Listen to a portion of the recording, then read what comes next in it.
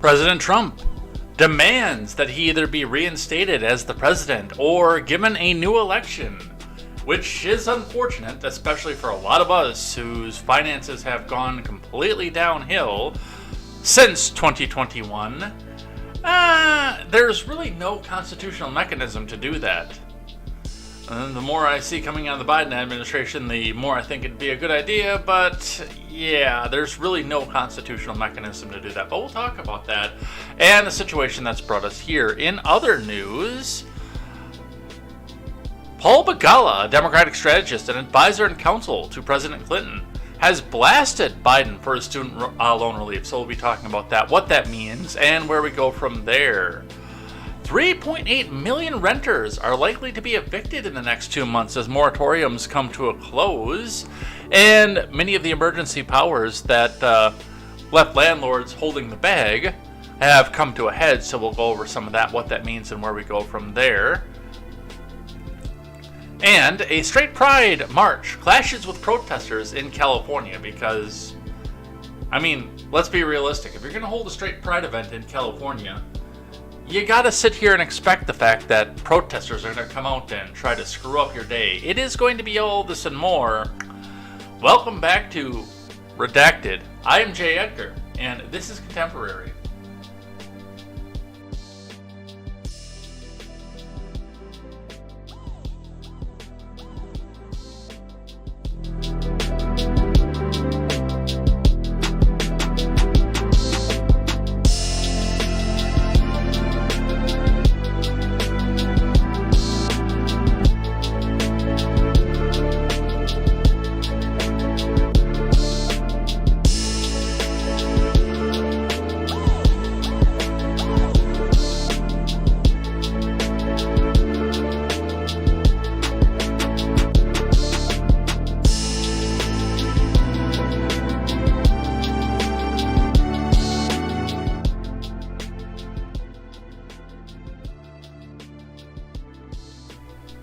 Good morning, Edheads. Welcome to Contemporary. My name is Jay Edgar.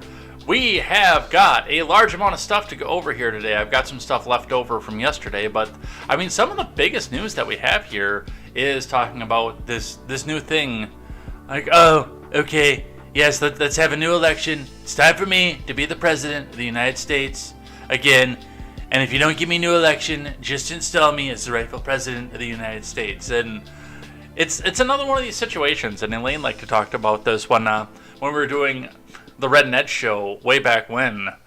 There's got to be a guy, and I'm sure that there's still a guy, by the way, but there had to be a guy during the presidential years whose job it was, and this guy probably smoked a lot, but it was his job to come back out, and when the Donald did something like this, for him to walk up and say, Mr. President, you can't do that, actually. No, sir. There's no way for you to do that. That's not a thing that you can do. And I'm sure that a guy at Mar-a-Lago was probably thinking the same thing. Mr. Former President, there's no actual way for you to be reinstated as president right now. So we'll go over that. We've got some student loan stuff here, including AOC coming out. And this is picked up by People magazine saying, student loan forgiveness doesn't have to affect everybody, right? So we'll talk about that, that equal protection that they've ignored. Adam Kinzinger saying the quiet part out loud. There's a lot of fun stuff over here.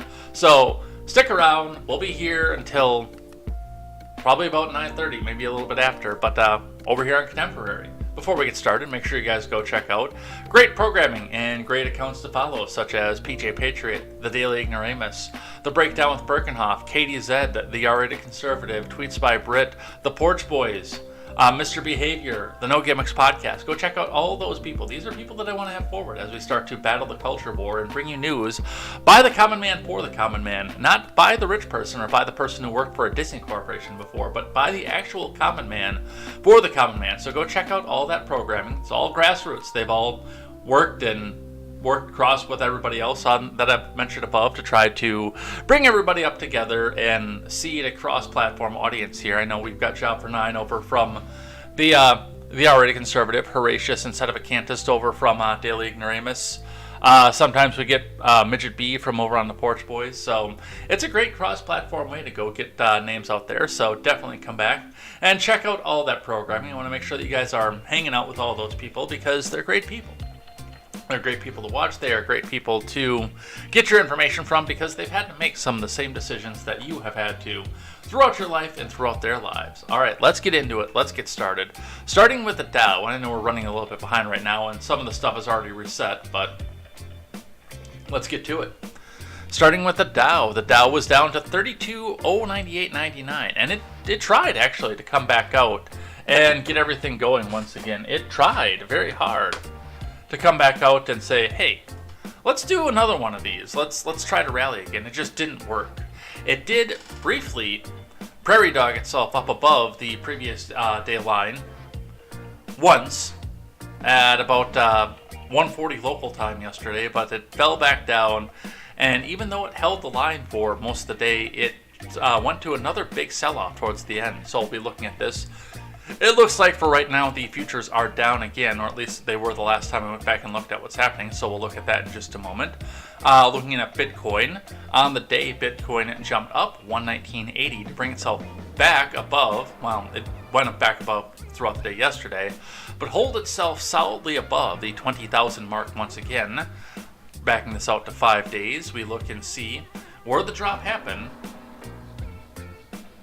down here before we got into the 29th, and going in through the 29th and up through today, it took another big jump, bringing itself back up over 20,000 and holding steady throughout the day. So we will continue to see what happens with that and if that sticks around.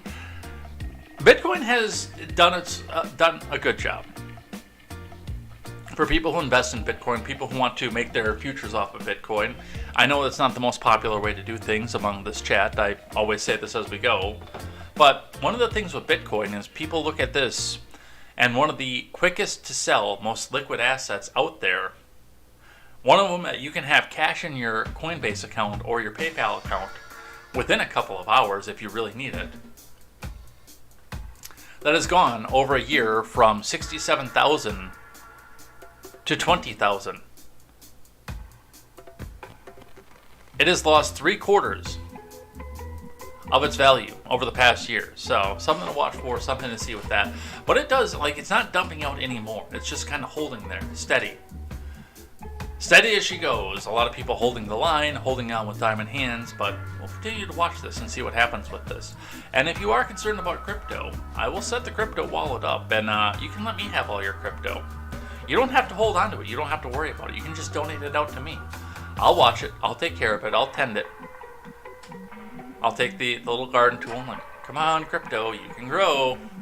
But yeah, that's something you're interested in. We can definitely go and set up with that. Looking at the fuel prices. Still staying low-die with the low-price leaders. A little bit dishonest for Gas Buddy to call that the Madison area, but regardless. The Shell, Quick Trip, and Mobile in low-die are 316, 316, and 318 respectively. Coming into the Madison proper area, we are holding at the 334 mark. Looks like we are coming up just slightly over the past 24 hours with 329 at the Costco in Sun Prairie. But the Costco in Middleton going right up to 334. Not a huge deal, not a huge thing to be afraid of right now as we start to look at prices, but a penny here and a penny there, something to watch for and something to pay attention to as you decide when it's time to go fill up the vehicle that you're filling up. Let's see what IBD has to say for the morning. Let's get the live chat up here too. Maybe I've got a detractor again. Somebody who's telling me I've got the stupidest opinions in the world, like we had yesterday. By the way, and I see that Job for 9 is here, I did set up Venmo. I don't have it in the circular stuff yet, but I do have Venmo now. Which is weird because very shortly after I was requested to go get Venmo, it actually showed up as a part of my PayPal. So I don't know if the two of them are associated, but I got 10 free bucks in PayPal for signing up for Venmo. It was pretty cool. All right, let's see what IBD has to say for the morning. From Investors Business Daily, Dow Futures, what to do as stock market weakness continues, jobs report ahead. From Scott Latonin, Dow futures were higher early Tuesday. At the stock market, it continues to fall in the wake of Friday's plunge, which is fueled by hawkish talk from Federal Reserve Chair Jerome Powell heading into the final 2 sessions of August. The Labor Department's August jobs report is due out on Friday morning. Really? That quick? Well, we'll see. On the market today, on Monday, the Dow Industrial declined 0.6, while the S&P lost 0.7. The tech-heavy Nasdaq slid 1%, and the small-cap Russell dropped 0.9. Among ETFs, the Nasdaq 100 tracker, Invesco QQQ Trust, dropped 1%, and the SPDR S&P 500 fell 0.7. EV giant Tesla skidded 1.1% Monday. Among Dow leaders, Apple and Microsoft traded down 1.4 and 1.1 respectively in today's stock market. In the ongoing market weakness, Arista, Costco, Global Foundries, and Ulta Beauty, as well as Dow stocks Chevron and McDonald's, are among the top stocks to buy and watch. Keep in mind, the market's increased volatility is a good reason for investors to be more defensive. Costco is an IBD leaderboard stock in the wake of the recent breakout, while Chevron and Ulta Beauty were featured in this week's Stocks Nearby Zone column.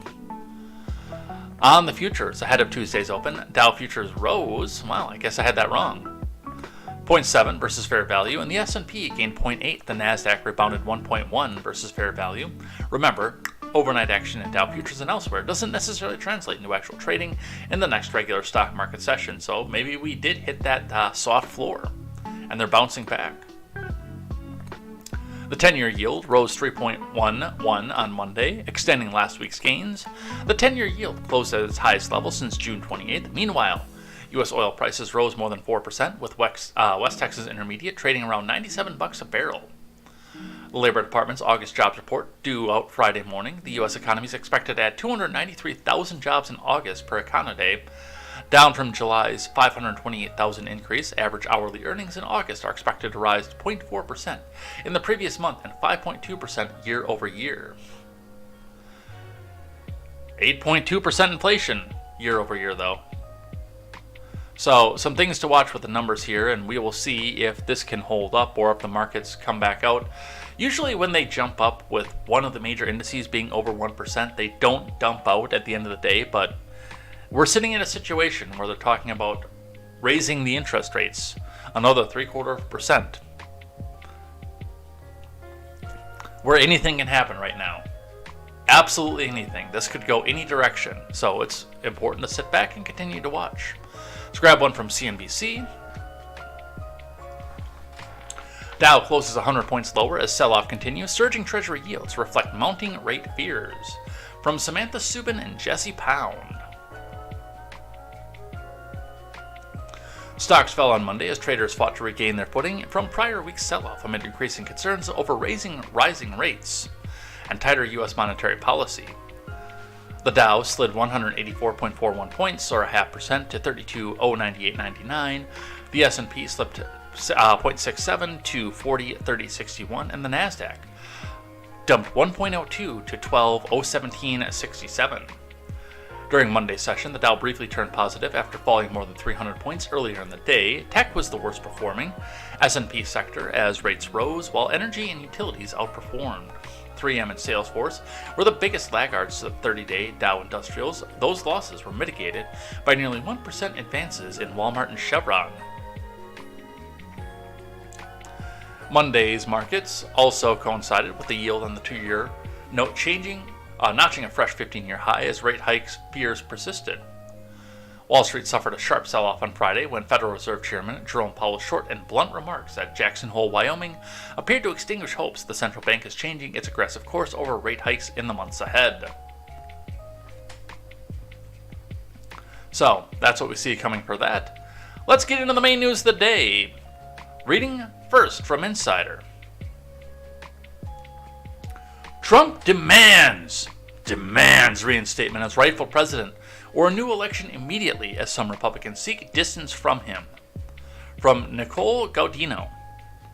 I don't think a lot of people, as far as we go, are seeking as much distance from him as Insider would like you to believe. Now, with that being said, is it wrong for him to go back and demand a new election? Yes. And the reason it's wrong is because there is no constitutional mechanism to do that. There's no way for that to happen. I said this from the beginning. When they start talking about decertify, when they start talking about the big lie, as the mainstream media likes to call it, or, rightful president, or honk honk, or 2,000 mules, this is all great. Because we can go back and look at some of this stuff and start to come back and say, okay, this is where the weakness is found. This is where the questions are. We can go make new legislation for this. But as I stated, on January 21st, 2021, after the helicopter rode off into the sunset, and then turned around and went back east, because even if it's going off into the sunset, Mar-a-Lago's to the south and to the east, on the Atlantic Ocean beach, even as the helicopter rode off into the sunset, I said, as of this moment, as soon as the dementia patient put his hand on the Bible and said, "Hey, Jill, what am I supposed to be saying, Jill? Oh yeah, I swear to uphold the thing, man, and to the best of my abilities, and it's so help me. What's that guy's name? I'm gonna meet him soon. I hear it in my dreams every once in a while. I'm gonna meet this guy soon. What's okay? And yeah." As soon as he did that, there was no mechanism to change the presidency, short of him dying, being impeached and removed from office, having the 25th Amendment revoked, saying that he couldn't carry out the details, or him stepping down and saying, yeah, you know what, man, I can't do this anymore. The unfortunate part with that is that all of those options, none of them brings back the former president.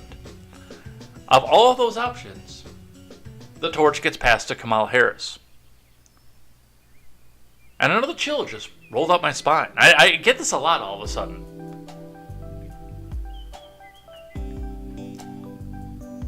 Yeah, if any of those outcomes were come, it wouldn't go back to Donald Trump as being the president again. It would be President Kamala Harris. Do you guys feel that? It's another chill just went up me. I don't know what's going on.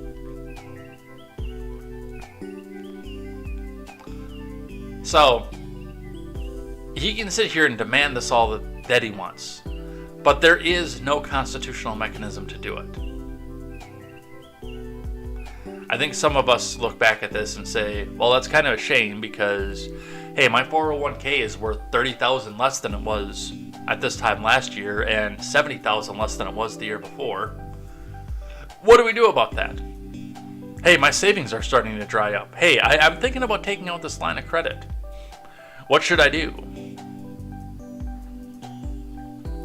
I think some of us would like to see mean tweets and $1.67 gas, and Russia being afraid to go into Ukraine, and Iraq being afraid to go back and screw around and find out in the Middle East, and Kim Jong-un being back in his place. I think a lot of us would like to see that. We would like to see a world where China looks over at Taiwan and say, "Oh, Wandai, not yet. We wait till new weak president come in."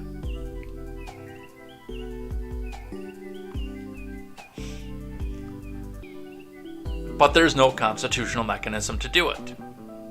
You could decertify every election tomorrow.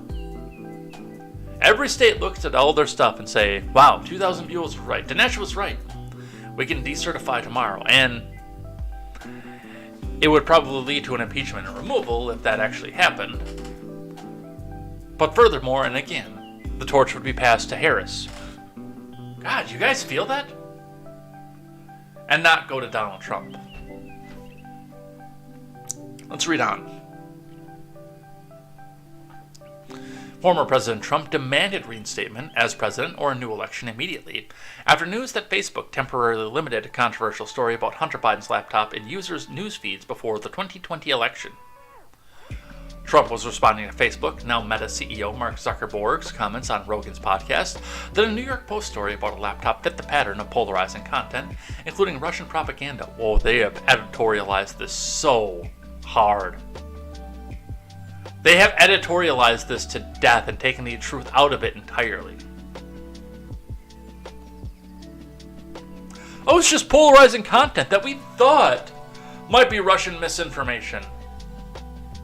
No, they knew. And they went out to Zuckerberg and said, hey, there might be some Russian misinformation, knowing full well that the laptop is real.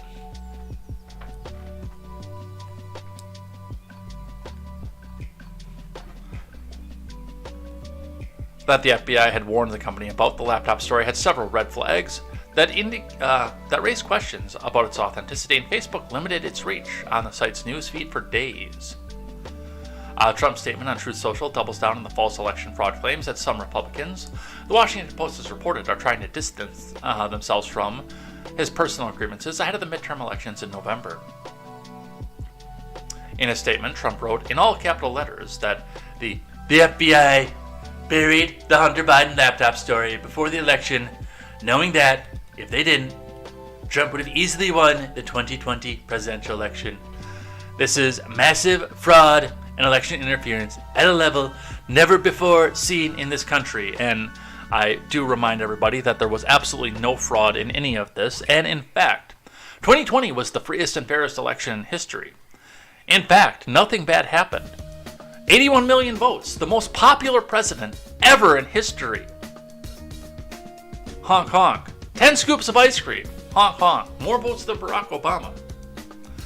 81 million completely legitimate votes. Trump continued, remedy, declare rightful winner, or this would be minimal solution, declare 2020 election irreparably compromised, even though nothing bad happened, YouTube, honk honk, and have a new election immediately.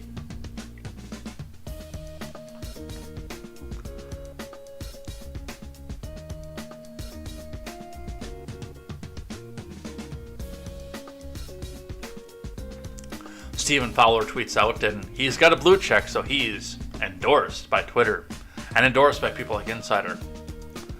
We're about 10 weeks before the 2020 midterms, and Donald Trump is still openly talking about undoing and rejecting the 2020 presidential election results, which still can't happen legally or logistically, which still for now doesn't seem to affect his chances in 2024.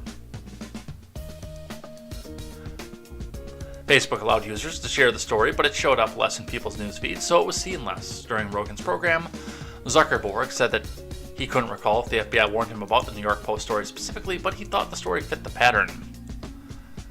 But Meta later tweeted that nothing about the Hunter Biden laptop story is new and that the FBI shared general warnings about foreign interference, nothing specific about Hunter Biden.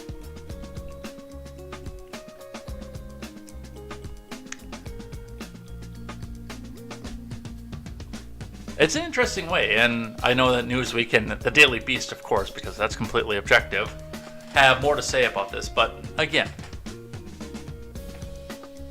this is something to pay attention to, and a lot of various states around the country, especially red states, but a lot of states around the country have de-honkified their elections and made sure that there won't be any sort of honk-honk this year. Not that there was any honk-honk. The freest and fairest election in history, more votes than Barack Obama. Honk honk.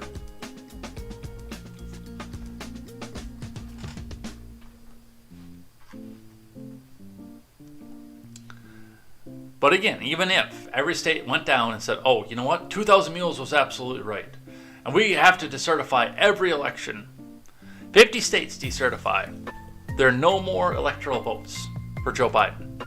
There is still no constitutional mechanism to go down that road. It doesn't exist.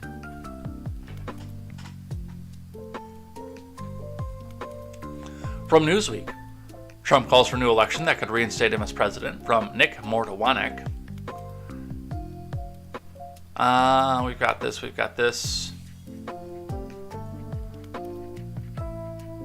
Zuckerberg's comments aren't completely new, but shed more light into what he testified on October 8, 2020 before Senate Commerce Committee. Zuckerberg testified that the FBI instructed Facebook be on high alert and sensitivity if a trove of documents appeared, that we should view that with suspicion and it might be part of a foreign manipulation attempt. Okay, let's not talk about the source of the documents, let's talk about what's in the documents, especially if they're vetable and verifiable, like the laptop.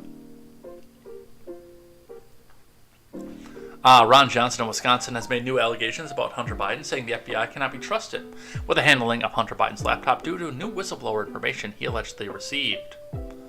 Information from an alleged whistleblower claimed the FBI officials would not look into the contents of the laptop while inside Wilmington, Delaware computer store.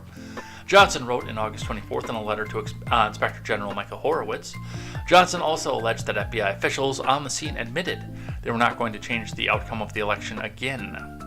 Reference to former Secretary of State Hillary Clinton and her well-publicized emails prior to the 2016 election. Johnson originally asked Zuckerberg about the laptop at the aforementioned Senate hearing, asking the CEO whether the FBI made contact about the Hunter Biden story. Zuckerberg said the FBI didn't mention that story specifically and said Facebook didn't censor the content. But they did, and he admitted to it. And it's like, oh, well, no, we didn't mention that laptop story specifically, but we told you new stuff is about to come out. And it might be Russian disinformation. You better make sure that stays buried, because otherwise you might be the one who's tipping the scale in the election.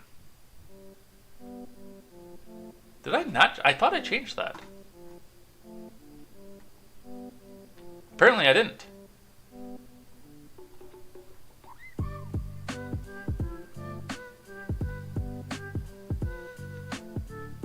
Now I have to go look. No, apparently I didn't. Apparently it either didn't save or what the deal was, but I know I went over there and changed it out.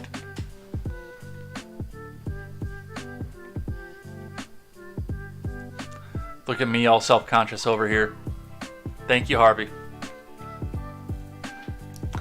Chuck Grassley of Iowa joined Johnson for calls in federal transparency with a joint letter from the two requesting a transcribed interview with agency officials.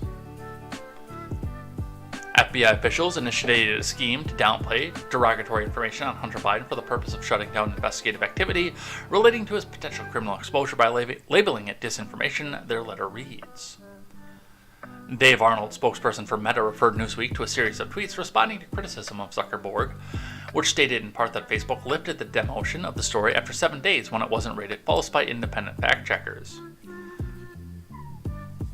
Now, some things to pay attention to with this. Now, the first thing to pay attention to is whenever something else comes out like this, whenever it's something like, oh, Facebook shared the DMs of the girl who did a coat hanger abortion before the Roe versus Wade ban went into effect.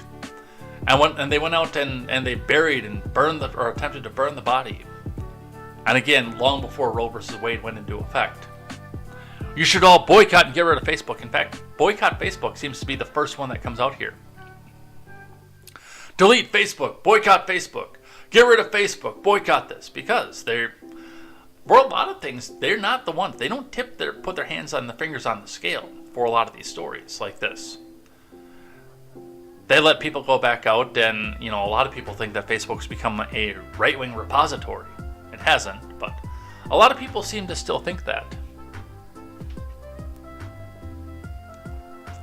Conservatives' ire towards the alleged blacking out of Hunter Biden's story has ramped up in association with the initial search warrant exercised on Trump's Mar-a-Lago home, as well as the August 26th unsealing of the affidavit that revealed Trump's possession of over 180 classified documents.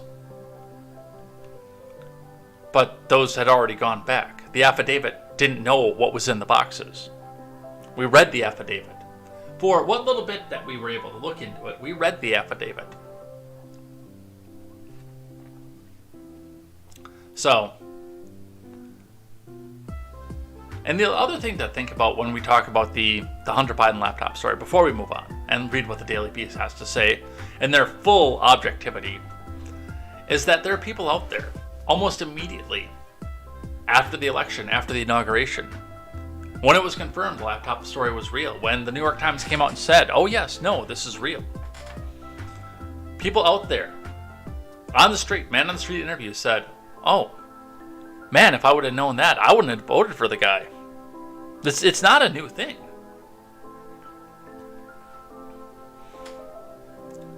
Alright, what else do we have? The Daily Beast. This is always objective. Trump demands either new election immediately or make him rightful president now. Tagline, enough already. From Justin Baragona. Former President Trump on Monday took the time off from melting down over the FBI executing the editorializing. The FBI executing a search warrant on his home to seize classified documents to demand that he be installed as Commander-in-Chief of the United States 22 months after he decisively lost the 2020 race. The twice impeached ex-president, though, did propose a minimal solution if he's not returned to the White House right away. Declare the 2020 vote irreparably compromised and hold a new one immediately. Which again, there's also no constitutional mechanism to do so.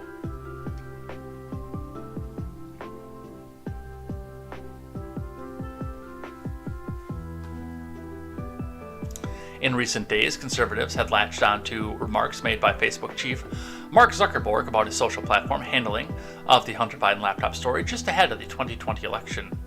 Appearing on Rogan's podcast, Zuckerberg revealed that the Justice Department had warned Facebook to be vigilant about Russian propaganda in the waning days of the election season. While Zuckerberg specifically said the feds did not flag the laptop as disinformation, he told Rogan that Facebook did limit the reach of the New York Post Hunter Biden story on news feeds for a few days as fact-checkers determined whether it was true. Unlike Twitter, however, Facebook users were free to share the article on their pages. Yeah, if you shared it on Twitter, you got banned. Additionally, a recent survey by Technometrica Institute of Policy and Politics found that 79% of respondents believed Trump would have likely defeated President Biden if voters were told that the contents of the younger Biden's laptop were genuine or not Russian disinformation, as he had been suggested by the intelligence community. Trump, who has repeatedly and falsely claimed the 2020 presidential election was stolen, nothing bad happened, of course. 81 million votes, 10 scoops of ice cream, due to widespread voter fraud. 10 scoops of ice cream, more popular than Barack Obama, took his troubled social media site, Truth Social, in order to amplify this latest talking point. Which we've read the quote already. Earlier in the year, longtime Trump ally and Stop the Steal advocate Rep. Mo Brooks revealed the former president had privately pushed him to remove Biden from office, install Trump back in the White House, and hold a new special election. Trump would eventually rescind the endorsement for Brooks in the Alabama Senate race for going woke by telling Republicans to move on from the 2020 election, which you should. You absolutely should move on from that.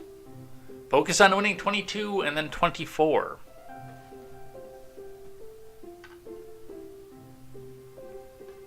So, that is what we see coming from that. And again, yeah, I'd sure love to see $1.67 gas or 91-cent gas, a few mean tweets, and an economy that's booming. One of the things that I do appreciate about the Biden presidency, though, is that it did end the coronavirus pandemic. Biden himself didn't do that, but because lockdowners and lockdownerism were crippling the economy further, that had to go away. The narrative had to go away. And like, oh, it's cured. No, you don't have to put on a mask. You don't have to self-isolate. Just get yourself back to work, please. Please go get yourself another job.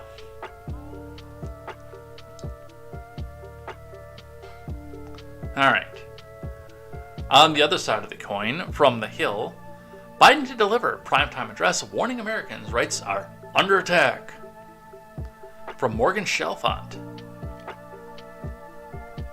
President Biden will deliver a primetime speech from Philadelphia on Thursday about protecting democracy, during which he will warn that Americans' rights and freedoms are under attack, according to a White House official. Well, they are under attack, but they're under attack from the current administration and the federal government at large. And many state governments at large as well, by the way. Biden's speech at Independence National Historical Park on Thursday evening will revive his 2020 campaign theme of fighting for the soul of the nation, according to the White House advisory, and is a sign of his message to voters coming into focus just 2 months out from the midterm elections. We will speak about the core values of this nation. Our standing in the world, our democracy are at stake, the White House official said. He will talk about the progress we have made as a nation to protect our democracy, but how our rights and freedoms are still under attack, and we will make clear who is fighting for these rights, fighting for those freedoms, and fighting for our democracy.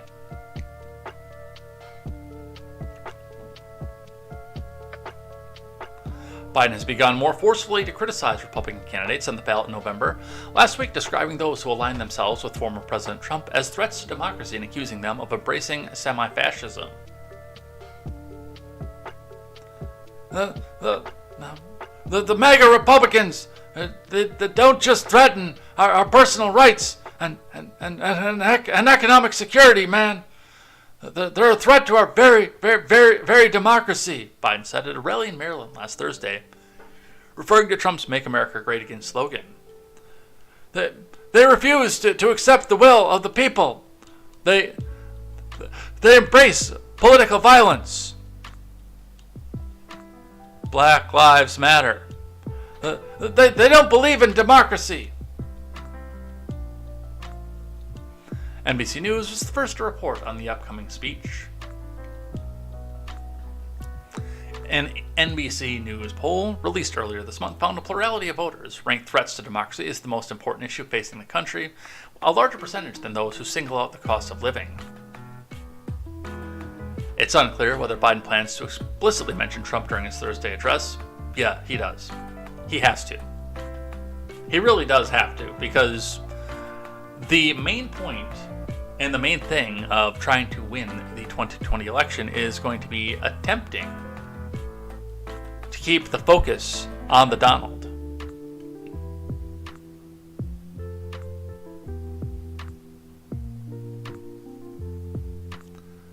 But plans for the speech suggest he'll at least allude to the former president and his false claims about the 2020 election. Biden is increasing his domestic travel and is slated to travel to Pennsylvania, a key swing state. 3 times in the next week. He'll visit Wilkes-Barre on Tuesday to discuss combating gun violence, and on Monday he'll attend the Labor Day festivities in Pittsburgh. Some of Biden's trips are aimed at promoting his accomplishments, including a planned stop in Ohio later this month at the groundbreaking of a new Intel chip plant that will highlight the passage of a law championed by the Biden admin and that will boost the domestic semiconductor industry.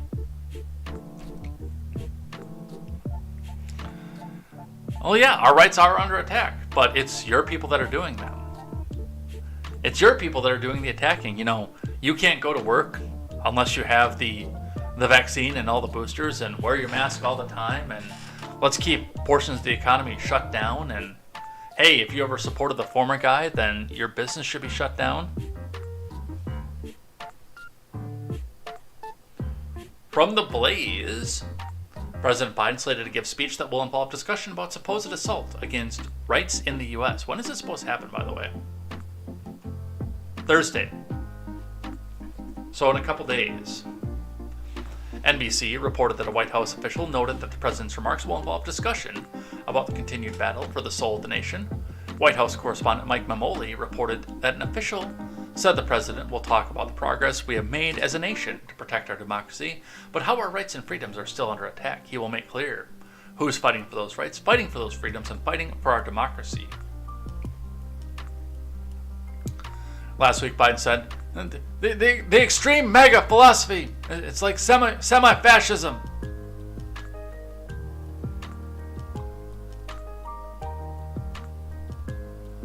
Let's see, Biden tweets out here. MAGA Republicans have awakened a powerful force in America, the women of this nation. These MAGA Republicans don't have a clue about the power of women in America. They're about to find out, man. Myra Flores says, "Sir, your party can't even define what a woman is. You're about to find out the power of conservative Latina in America, where we will stop the white far-left liberals like you from destroying our country. You watch and see," with a video. Oh, it's a GIF. Hard G, by the way. Well, we'll see what happens with that. One of the few times that I'll use it, but MSDNC brought one up that was important to say, and considering the fact that no other mainstream outlet commented on this tells me that this is probably a bunch of crap. Fear porn to try to get people out to the polls so that they go support Queen Stacey Abrams, President of the United Earth Directorate. Is that what it is in Trek? No, that's StarCraft 2, the UED.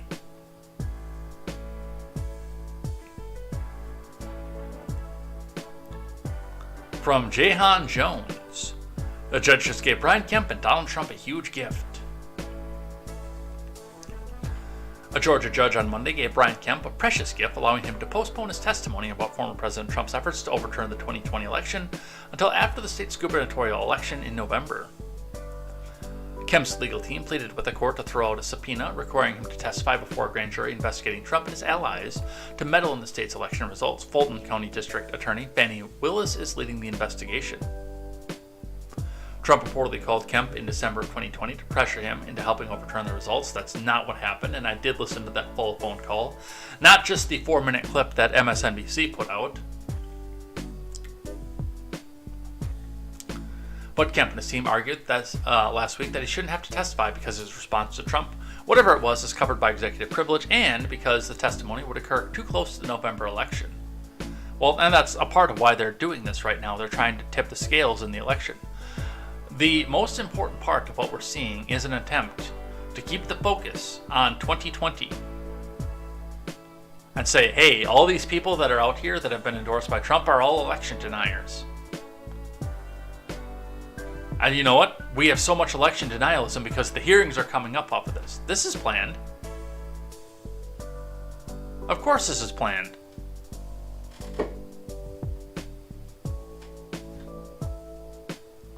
Fulton County Superior Court Judge Robert McBurney denied Kemp's motion to quash the subpoena, but gave up ground to the governor's team on the latter point. The judge's rationale was unconscionably generous to Kemp, and in my view, with this ruling, McBurney's engaging in the very election interference the court says it wants to avoid. This passage is particularly worrying. Are you kidding? Wow.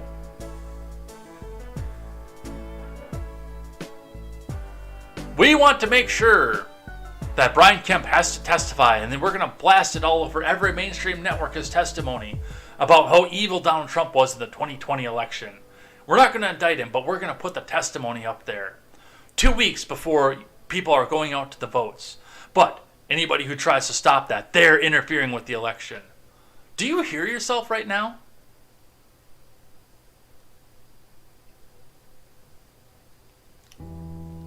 The governor is in the midst of a re-election campaign, and this criminal grand jury investigation should not be used by the district attorney, the governor's opponent, or the governor himself to influence the outcome of the election, McBurney wrote. The sound and prudent course is to let the election proceed without further litigation or other activity concerning the governor's involvement in the special grand jury's work. That's actually the right take.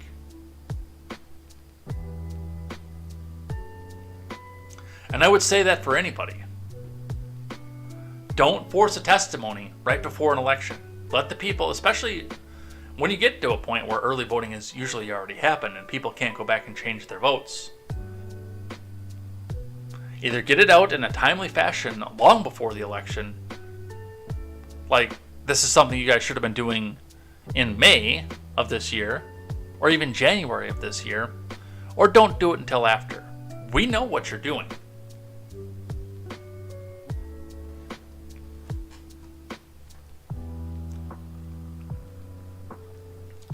From Insider, after announcing broad student loan forgiveness, Biden's education department wipes out $1.5 billion in student debt for borrowers subjected to manipulation by a for-profit school. From Ayelet Sheffi.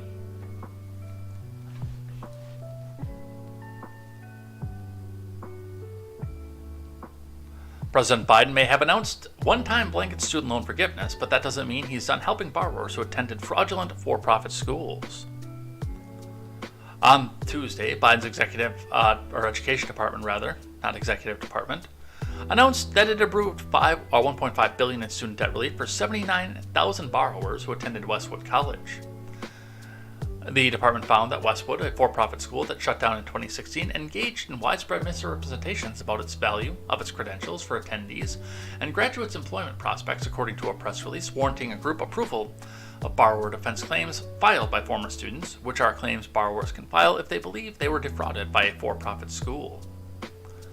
This relief will be granted to borrowers enrolled in any location in Westwood, including its online program between January 1st, 2002 and November 17th, 2015. And borrowers will not need to take any additional action on their part. This applies also to those who did not submit individual borrower defense claims against themselves. Westwood operated on a culture of false promises, lies, and manipulation in order to profit off of student debt that burdened borrowing long after Westwood closed. Undersecretary of Education James Quall said in a statement, "The Biden-Harris admin will continue ramping up oversight and accountability to protect students and taxpayers from abuse and ensure that executives who commit such harm never work in institutions that receive federal financial aid again."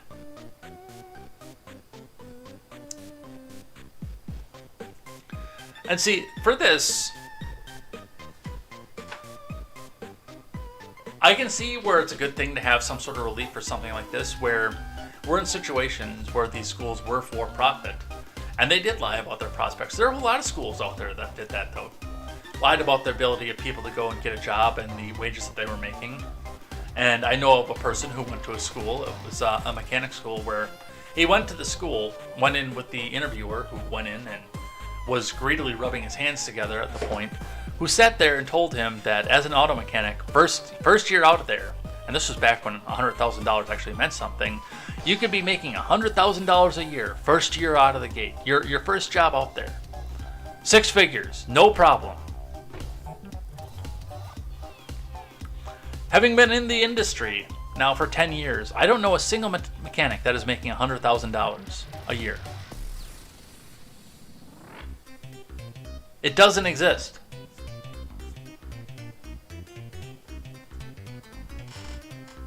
But we have schools like Westwood, like ITT. I think Wyotech was one of them that got popped for that too. Wyoming Technical.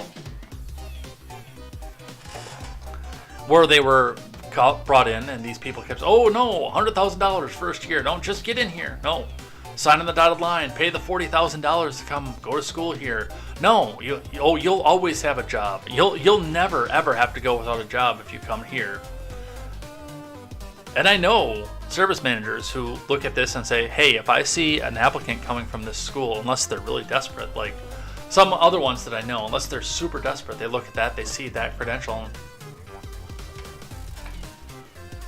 throw that application out. So that in and of itself is a good use for student loan forgiveness. Now, that should be coming from the school, not the government and the taxpayer, of course, because it was the school that defrauded, but you know the Biden, they're going to come back out and bring that out at your dime. But yes, on top of everything else, they're going to go shut down, this private industry is also shut down, but give back more of your money to people who went to a school like this. What else do we have? Oh, I was going to do this before we got into the student debt stuff. Well, as long as we're here, I guess we'll do these ones. From Alex Sears, Joe Rogan gives best piece of advice I've ever heard. Oh, Republican man. Let's listen. I'm sure this is going to gain him a bunch of new followers and a bunch of new people on his podcast, especially from our friends on the left. Are you ready? No one who is alive today had ever experienced a true pandemic. And I'm hoping that now that this is over, people are going to, recognize that some serious errors were made and not repeat those. That's the best you can get out of it. So what do you tell those people? Vote Republican. That's what a lot of them are going to do anyway. Yeah? Yeah. Oh, yeah. I mean, more than 1 million people transferred over to the Republican Party, I think in 2021 alone. Find out what that number is. No one who is alive today had ever experienced a true pandemic. And I'm hoping that now that this... Yeah, I'm sure that's going to go win him a lot of new fans, right? But, I mean, realistically, when we look at something like this, it's... I've said, and this goes on in my voting pattern, I am not a Republican by any stretch of the imagination. I will look and possibly give my vote to any candidate of any party. I will mix across the ballot that has a clear-cut and concise plan that has the ability to be executed. Kokesh. To leave me alone and leave everybody else alone. To shrink the size of the government. To get the government out of everybody's business. And like it or not, especially even with all the programs and all the spending and all the things that the Trump admin actually did, his primary agenda actually had that in. And it was a stark contrast to the Obama primary agenda, which basically was, in his first term in 2008, the reason I stepped away from the Democrat Party was that we are going to come in and we're going to control every aspect of your life. We will tax, well, theirs was tax the rich, but I knew that was code for tax everybody. We will tax the rich, and we will make sure that you never have to pay for college, or health care, or rent, or unemployment. You'll get better welfare. Just vote for us, give us the power, and you will never have to worry about anything again for the rest of your life.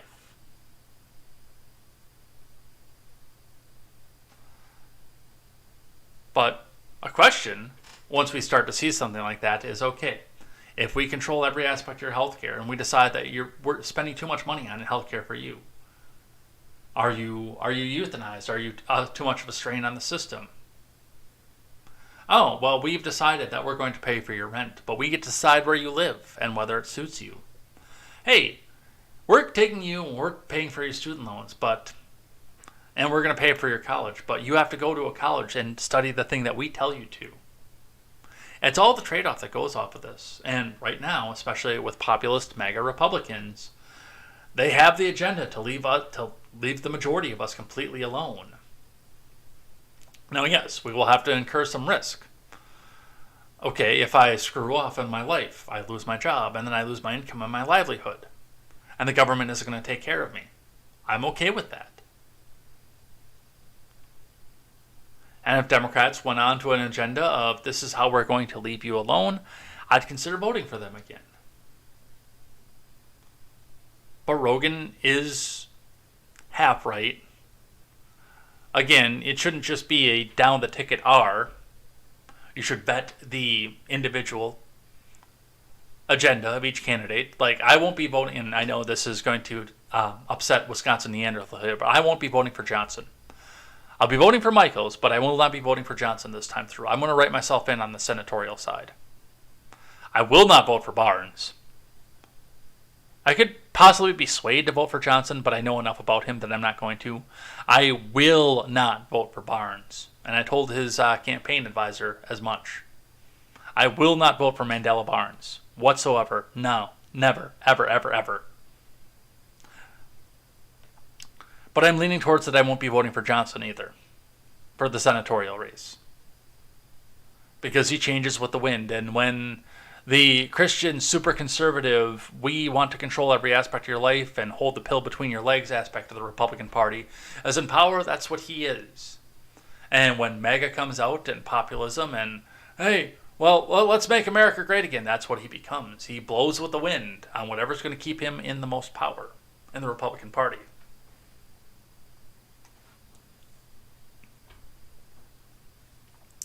So, that's what they say off of that.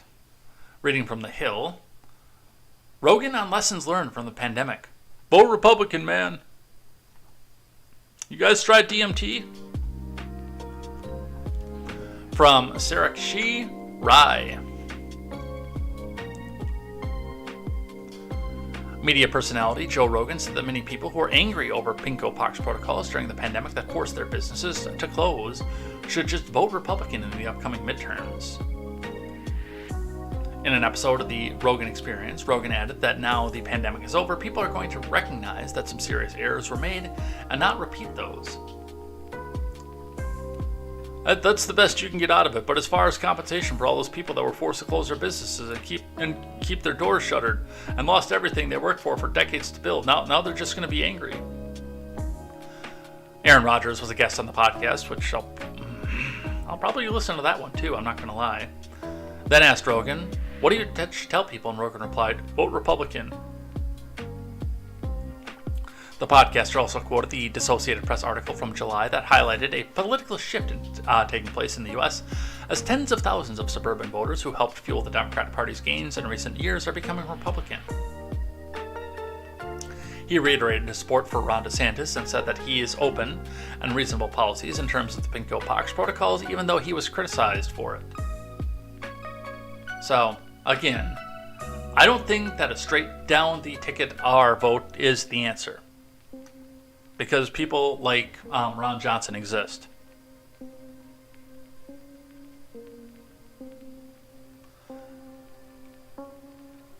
But I can tell you this, I would stay away from the Democrat Party. Alright, from people, going back down to the student loan thing. AOC shuts down critic of student debt relief. Not every program has to be for everybody, okay, puppy? Maybe student loan forgiveness doesn't impact you. That doesn't make it bad. Yeah, it does. From Kyler Alvord.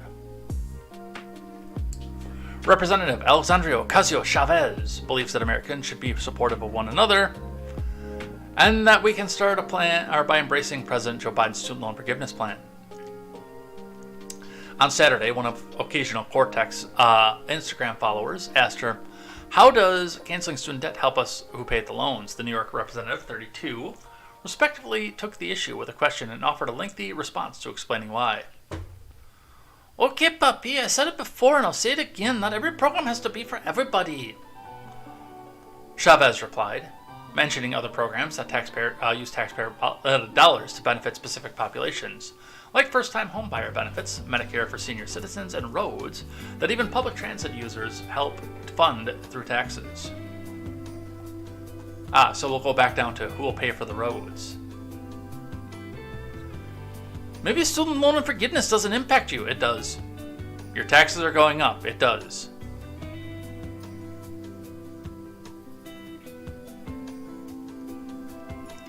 I'm sure there are certainly other things that student loan borrowers' taxes pay for, okay, puppy? We can do things and reject the scarcity mindset that says doing something good for someone else comes at the cost of something for ourselves, okay, puppy? To further contextualize what people who are blessed enough to have already paid out their debts should support student loan relief, Occasional Cortex compared the issue to climate change. Because of course she did. The challenges that we as a society and world are facing are so enormous and so stark that they have the capacity to overwhelm any individual wealth or power. And that's why I, instead of doing something about green energy and climate change, I made a Green New Deal that had more to do with taking wealth away from wealthy individuals and giving it out to people as welfare. Okay, puppy? For example, the rich will not be able to run from climate change, no matter how many may want to believe that they can buy their personal way out of it. Okay, puppy? In light of the ecological, economic, and social challenges we face, our society's ability to triumph and prevail actually depends on our capacity for selflessness and selfishness. She continued, that's why if you're upset about new student loan forgiveness, you are not ready for climate change, okay, puppy?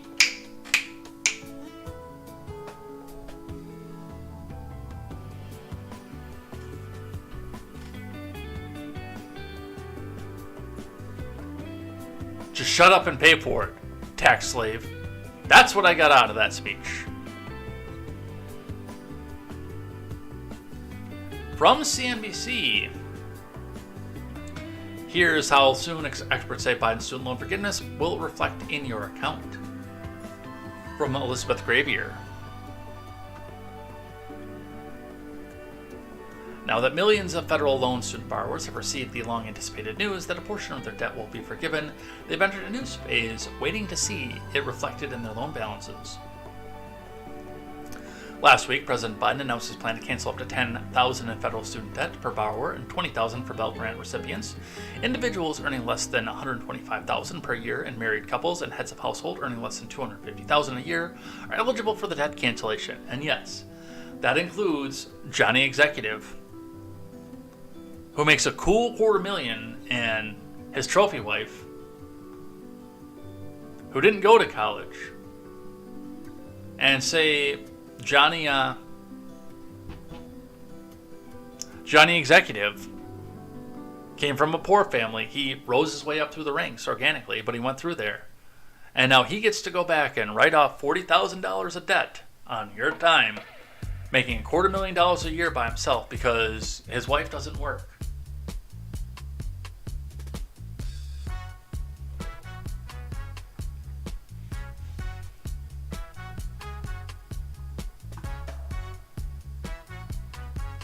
And while it may sound like a lengthy process to see where it pays out lenders, Megan Lander, certified student loan professional and consultant and student loan planner, tells Select that borrowers could expect to have their forgiveness reflected in their accounts before the end of the year.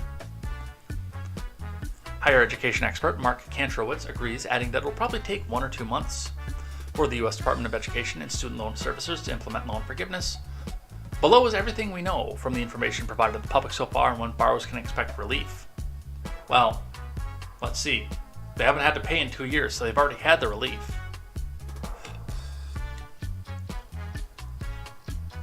If you qualify for forgiveness but still have some debt, many borrowers are wondering how to proceed with their loan repayment plan if they still have some debt left over after the forgiveness is applied to their balance.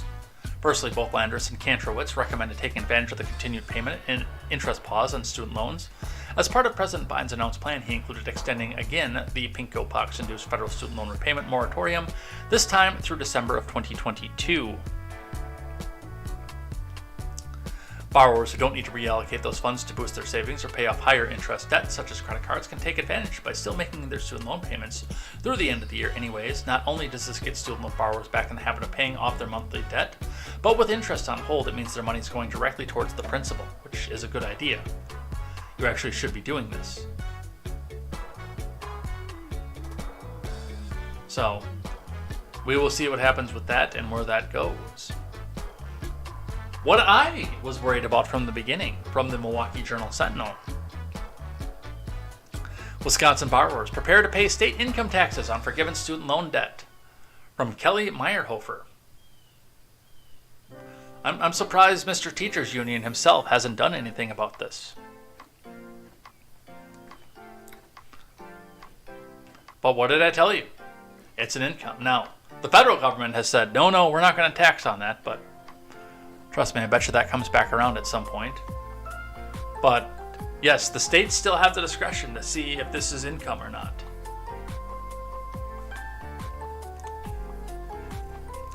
Wisconsin student loan borrowers may be in for a bit of a sticker shock next spring when they file their state income taxes.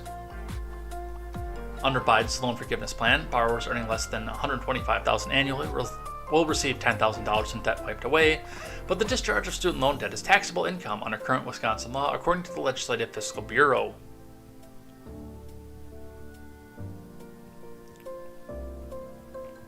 And that would mean owing hundreds of dollars for most borrowers. The Republican-controlled legislature would need to change the law to prevent borrowers from being subject to the tax. Assembly Speaker Robin Voss and Senate Majority Leader Devin LeMahieu declined to comment on their intentions. Ebers doesn't believe Wisconsinites who have their student loans forgiven should be penalized with more income taxes. Why? You have more income. Why wouldn't you? Spokesperson Britt Kudabak said that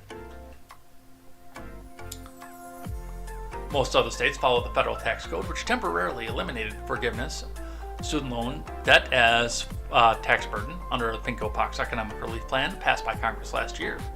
This means the one-time debt cancellation won't lead to any additional taxes in 37 states or any federal taxes at all.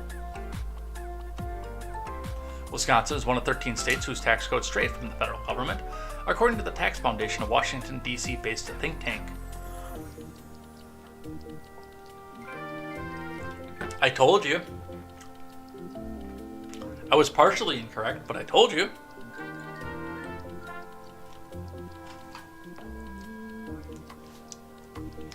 From Axios, GOP calls out Pelosi's comments on Biden lacking power to cancel debt.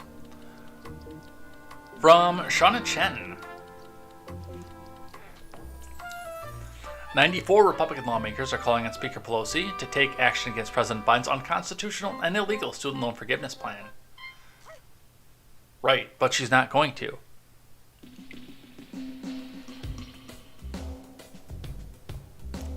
Pelosi said last year Biden lacks the power to cancel large amounts of student loan debt, and that only an act of Congress could provide broad relief to Republicans want to hear her stand. By her words, now that Biden has canceled up to $20,000 in student loans. They're saying this is an illegal act since the president, desperate for a political win, 94 lawmakers, led by Jody Heiss, wrote in a letter. We hope you will heed your own words and act to defend the Constitution and the rule of law. But she's not going to. And one of the things and one of the points that I pointed out right from the beginning of this is she's not going to because this is a dare. See, the people up at the top knew that number one, this is a congressional thing. Nancy Pelosi was right. This is something that needs to be done through an act of Congress because they have the powers of the purse. That's the first thing. And the second thing is that with that in mind and that being said, this is a dare. Because, well, quite frankly, going into the midterms, it would look really, really good when they come out and say, hey, give us the Senate and give us a filibuster-proof majority and give us a Manchin-proof majority so we can go end the filibuster and ram our agenda through as fast and as hard as we can. Which would be a stupid thing to do because it's statistically impossible for Democrats to keep the House at this point.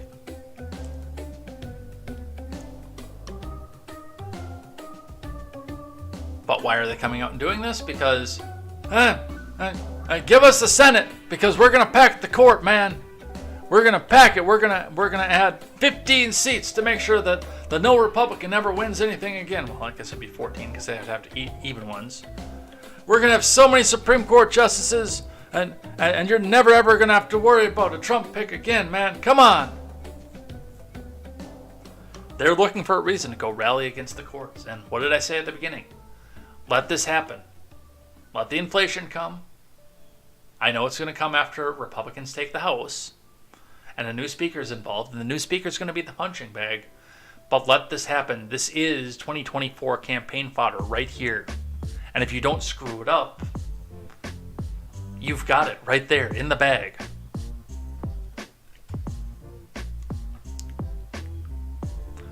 From the New York Post, Democratic strategist Paul Begala blasts Biden student loan relief, terrible policy. From Thomas Barabi. Longtime Democratic strategist Paul Begala shredded President Biden's sweeping student loan forgiveness plan as terrible policy on Sunday. Begala, a key advisor to former President Clinton before and during his successful run for office in 1992, argued Biden's plan was neither politically expeditious, nor likely to help with those most in need of financial assistance. It's bad policy as well as bad politics, Begala said during an appearance on CNN's State of the Union. For that amount of money, you could fund free pre-K for every 3 or 4-year-old for 10-year-olds. Or for 10 years, you'd do a lot of good for poor people, communities of color, and the underprivileged by doing pre-K. You could forgive all medical debt, which unlike student debt, is not freely entered into. Oh, yes it is. Begala added, I'm a progressive. I want to help folks, but I think this is a terrible policy. Aside from debt forgiveness, Biden also plans to extend the current pause on federal student loan payments through the end of the year. Mediaite earlier reported Begala's remarks. Yeah, when even Paul Begala is telling you that you screwed up, you screwed up.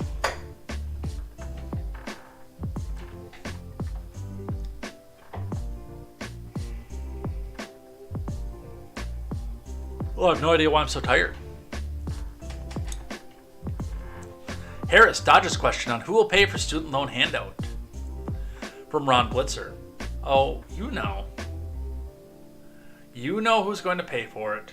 There's no video of it. but we'll read. From Ron Blitzer. Vice President Harris sidestepped a question about who will be paying for the government's massive student loan handout program, and instead she opted to criticize the critics. Confronted by a Fox News reporter with the fact that the government has yet to provide concrete information regarding where the money will come from, Harris did not even attempt to provide an answer to the question. Well, I'll start with this. First of all, a lot of people who are criticizing what we rightly did in following through on a commitment that we made to forgive student loan debt are the same people who voted for a tax cut for the richest Americans.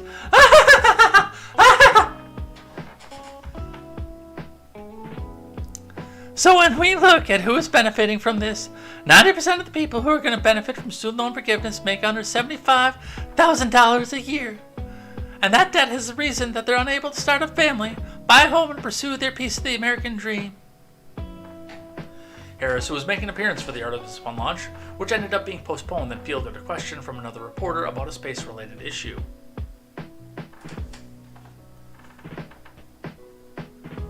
President Biden's plan? We know what the plan is, upward of $500 billion. And no, we know who's going to be paying for it, but, they can't tell you that. They can't tell you who's going to be paying for it. Instead, they come back and tell you, oh, well, no, the government just prints money, and taxation, that's just to control inflation and to punish the wrong thinkers.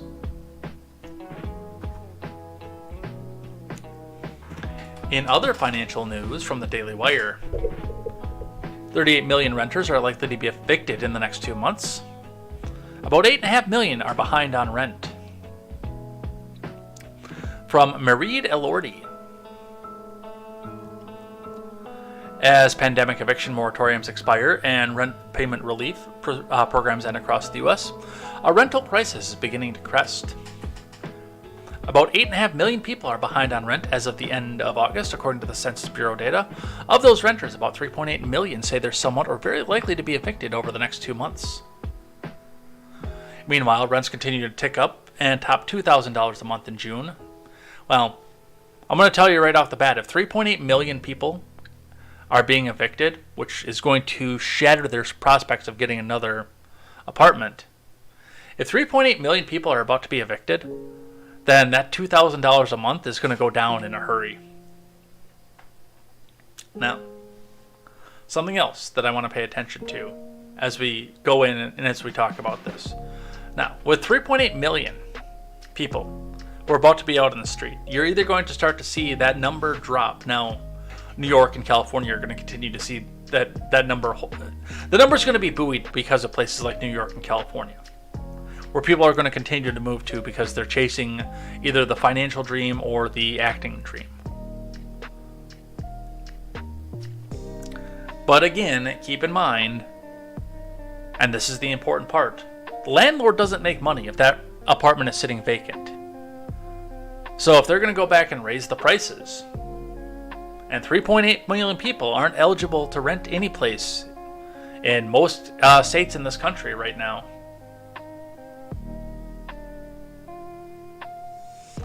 you're going to start to see where that demand goes down. Now, mommy and daddy's house is going to be the backup plan for this, and well, that's what's going to happen, as a lot of people are going to be moving back in with mommy and daddy. But yeah, if you take 3.8 million people out of the system within a couple months, you're going to need to start seeing prices drop to entice more people to come into there.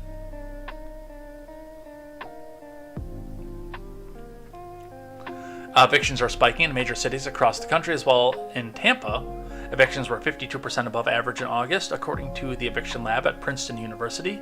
In Houston, they were 90% above average, and in Minneapolis-St. Paul, they were 94% above average. With eviction moratoriums ending, many delinquent tenants are finding themselves in a tight spot. Still, some landlords are breathing a sigh of relief after months of housing people who stopped paying long ago.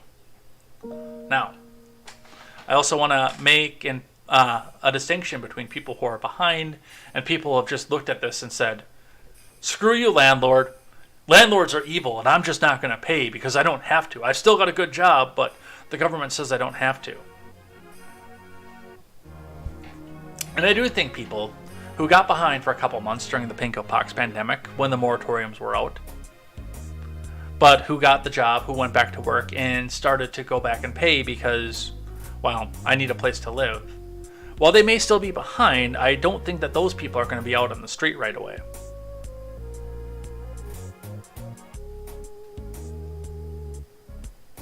But if these numbers are accurate, and a full 1% of the country is about to get evicted, which again shatters their prospects of going and getting another place, then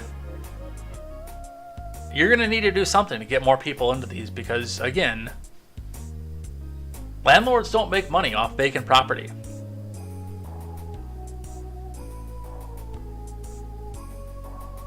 It just doesn't happen.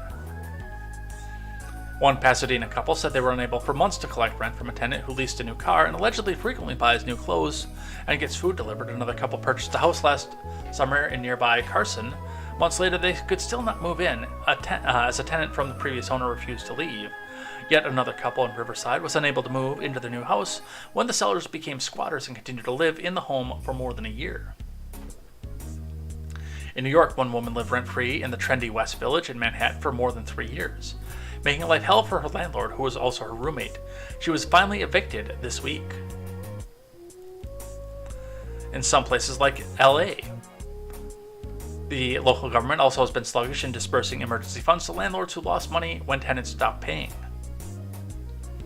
The median income for renters across the country hovers around $42,500, quite a bit less than the national median household income of $67,500, according to Zillow. So, we will continue to watch this. We will see what happens with this, but this is definitely something to go pay attention to.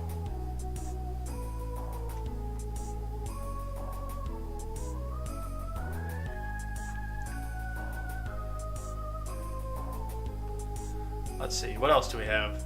From CNBC, well, we're at 9, so we gotta start wrapping it up, it looks like. DOJ says review of seized Trump documents is already done, suggests request for watchdog came too late. So, again, we're sitting in a situation where there's almost certain to be privileged documents in there that the state should not be able to see because there's attorney-client privilege on them. And the DOJ, the state, went through the documents that are not supposed to be for their eyes because they're attorney-client privileged, and determined what was what.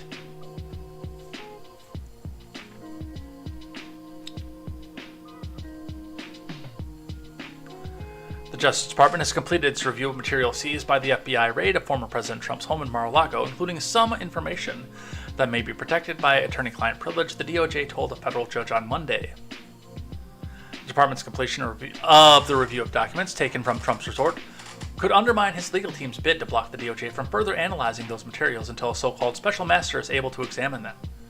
Well, yeah, if they went ahead and looked through them anyway, they've A, broken several laws, as far as I know.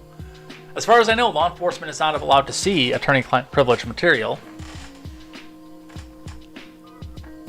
The limited set of potentially privileged information was identified by a team that is kept separate from the investigative squad, I'm sure, that searched Trump's Palm Beach, Florida residence earlier this month.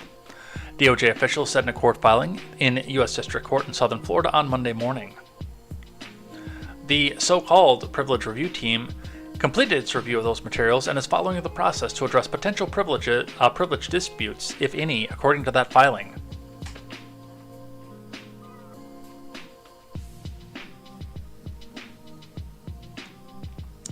Attorney-client privilege often refers to the legal doctrine that protects the confidentiality of communications between an attorney and their client. The DOJ's filing provided no details about the potentially privileged material. Well, it'll be on MSDNC within a few weeks. The agency disclosed the privilege team's review 1 week after Trump sued to block the DOJ from further investigating any materials taken in the raid until a special master is able to analyze them. And again, they did it anyway.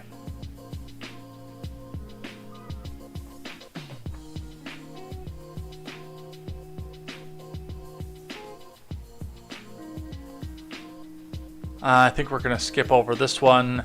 DOJ says some privileged documents identified screening of seized Mar-a-Lago documents. But of course, we investigated ourselves and found we did nothing wrong.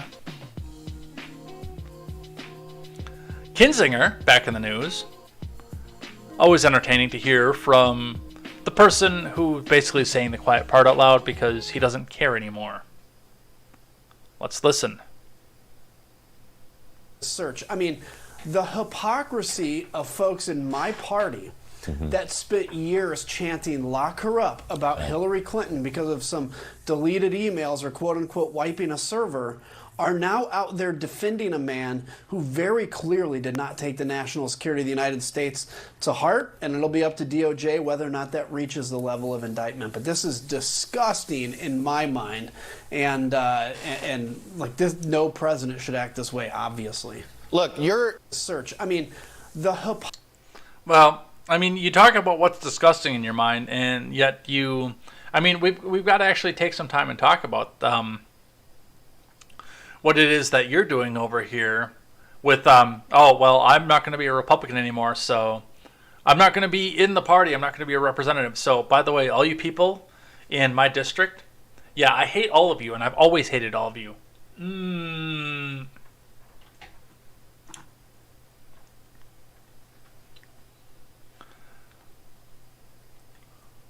Let's talk a little bit of foreign news here from the BBC. Building stormed after Muqtada al-Sadr, Iraq political leader, retires. From Rafi Berg.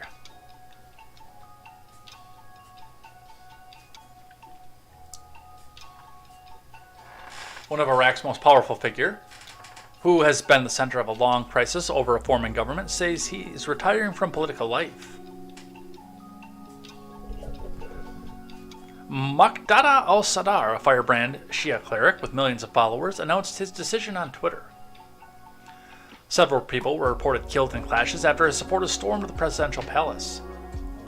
Hundreds have been camped outside of Parliament for weeks after previously storming in a protest at the deadlock.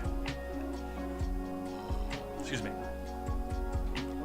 Mr. Sadr's announcement came 2 days after he called for all parties and figures involved in political life following the 2003 U.S.-led invasion of Iraq to quit.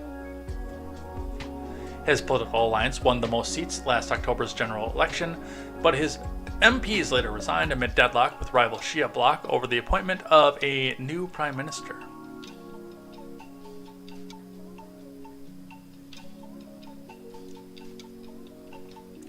Mr. Sadr said in a statement, "I have decided not to interfere in political affairs, but now I announce my final retirement at the closure of all Sadr's institutions. Some religious sites linked to the former movement will remain open." Iraq State News Agency, INA, reported that Mr. Sadr also announced a hunger strike until the violence and use of weapons stopped. Mr. Sadr, 48, has been a dominant figure in Iraqi public and political life for the past 2 decades. His Mehdi army emerged as one of the most powerful militias which fought the U.S. and allied Iraqi government forces in the aftermath of the invasion, which toppled former ruler Saddam Hussein. He later rebranded as the Peace Brigades, and it remains one of the biggest militias, which now form part of the Iraqi armed forces, which is kind of based, actually.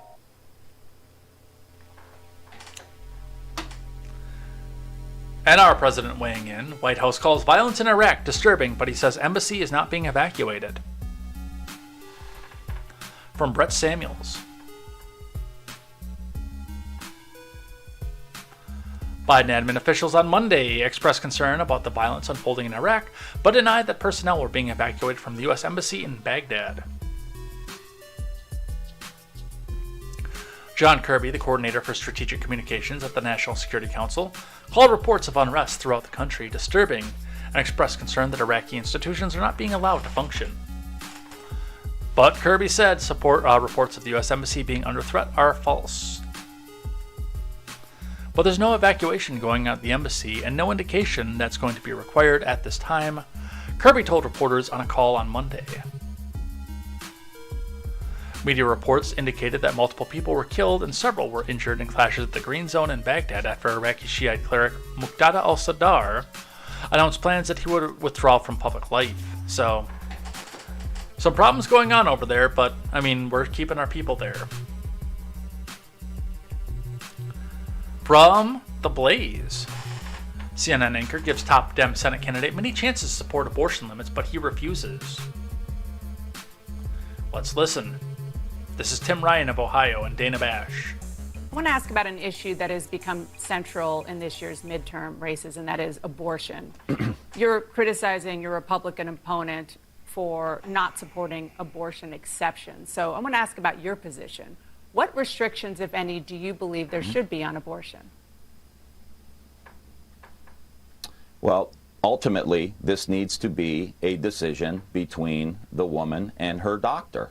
And of course, we don't support abortion at the end of term unless, of course, there is an extraordinary circumstance where, you know, you're 8 months into a pregnancy and something very tragic is happening in that pregnancy, where you have a room, you've bought toys, you have clothing for the baby, everyone's excited, you know, and then something tragic happens. That needs to be left up to the doctor, not to J.D. Vance or Ted Cruz or anybody else. Well, that's a very serious situation. But as a legislator, you have to have some idea of what you want to do when you're not a doctor. So should there be some restrictions when it comes to the law of the land?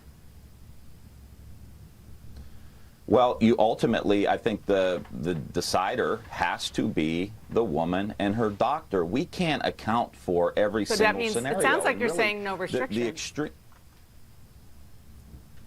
Well, I think no one's supporting abortion towards the end. Absolutely. No one's for that. That rarely happens. But what we're saying is, are we going to preserve the woman's right to choose at the end to save her own life? I mean, come on. Like, should the government really be in there? That sounds very anti-American. And the extreme position is like where J.D. Vance is, where if you're raped, you are forced to have the rapist's baby, where there's no exceptions at all. And we see people who are underage who have to go to other states who have been raped. That's insanity. That's the extremism we're talking about right now. And we are talking about 50 years of established law, the status quo. That's what I'm for. That seemed to work pretty well for the last 50 years. And the extremists, again, are trying to overturn that.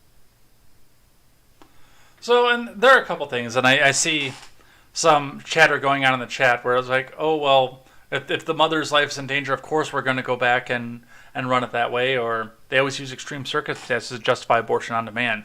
The thing with the life of the mother that always bothers me is, I mean, if you're getting to that point, especially late third trimester, most of the time there is a viability that can live outside the womb. It might require some incubators and some things like that, but if the only way to save the mother is to get the baby out of there, why not do a cesarean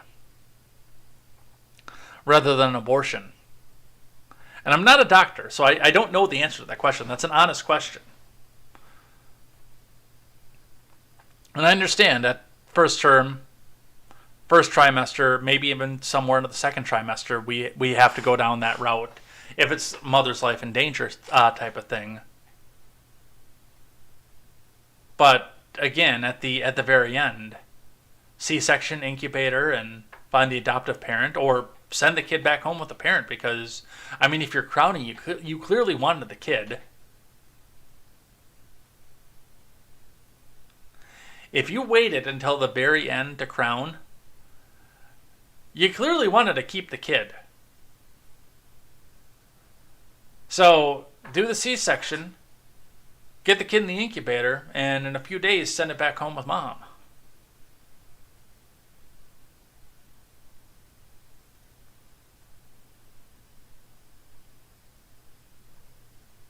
That's how I look at it. Maybe I'm completely off base off this.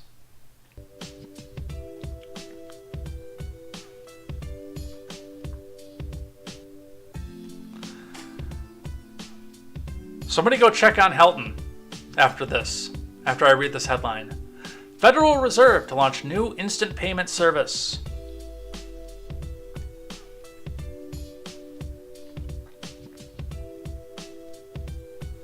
From Ben Ziesloft. The Federal Reserve announced on Monday the launch of an instant payment service in the summer of 2023.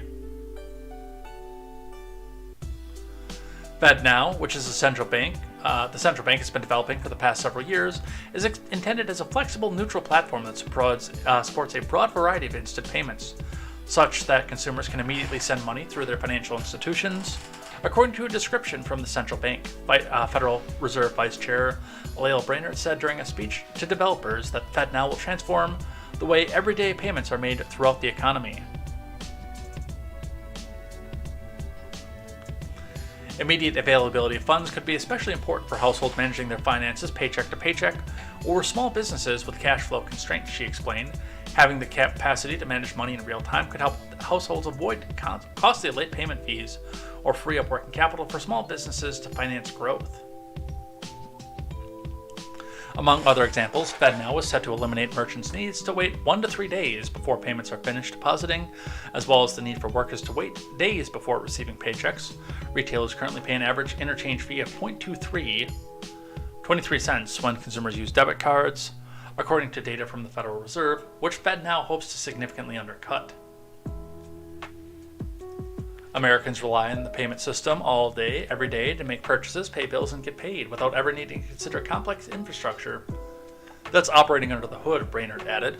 American households and businesses want and deserve payment transactions that work seamlessly, reliably, and efficiently. I have that. I go to the bank. But again, we're having conversations like this. I say this before. Actually, I'm going to go grab the tweet real quick because now it's relevant. I didn't want to do this on air, but now it's relevant. So now we're going to go find it. So let me go find this from myself.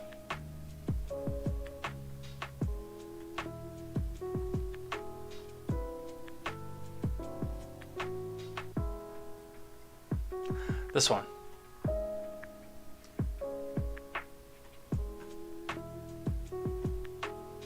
Let's get it over into the other screen.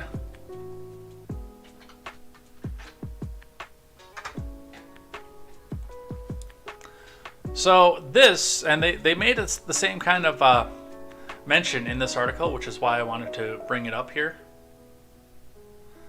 So I saw this in Janesville the other day, and I'm used to seeing stuff like this. I was poor, and I lived in Kenosha. And I lived in Kenosha when everybody was poor. And with something like this, now we had a short discussion about this in the Discord as well. First, we'll scroll back up in the Daily Wire article and see where I'm talking about with this. Americans rely on the payment system. Let's see. No, it's this one. Immediate availability of funds could be especially important for households managing their finances paycheck to paycheck or small businesses with cash flow constraints. Has the same energy of your paycheck arrives 2 days early, which typically most of our paychecks arrive as soon as the funds clear from our direct deposit. If you have direct deposit, of course, then it just pops in, and for me, it shows up at midnight on Friday. Actually, I think it's 1. It's like 1 o'clock in the morning on Friday morning. My paycheck shows up.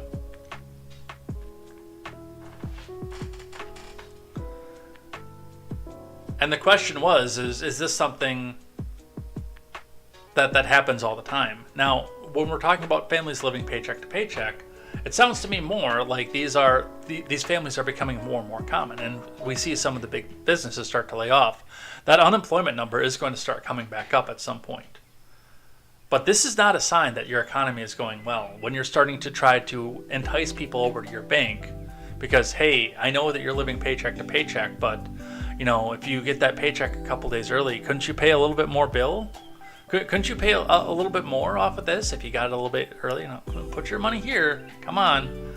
No, we'll give you a line of credit based on what your average direct deposit is. And that's what this is. This is not just a direct deposit. This is...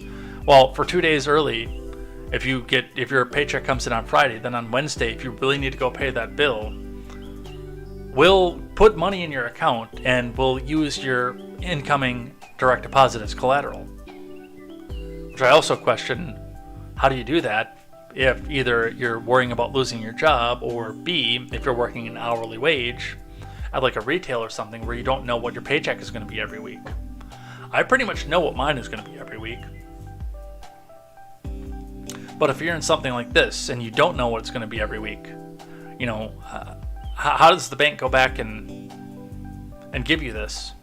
Do this line of credit for you? I don't know. But they're talking about it, and now FedNow wants to come in and be your bank. Don't you want to bank directly with the Federal Reserve? Isn't that a thing that you want?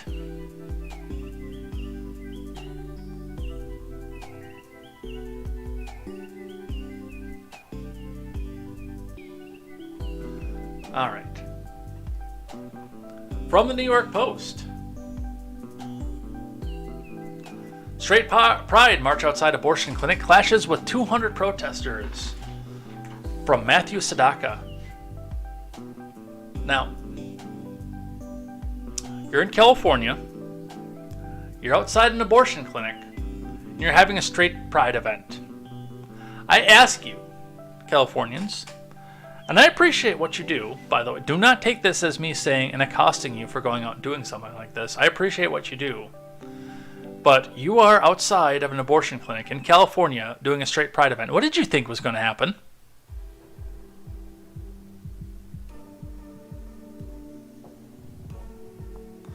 What did you think was going to happen?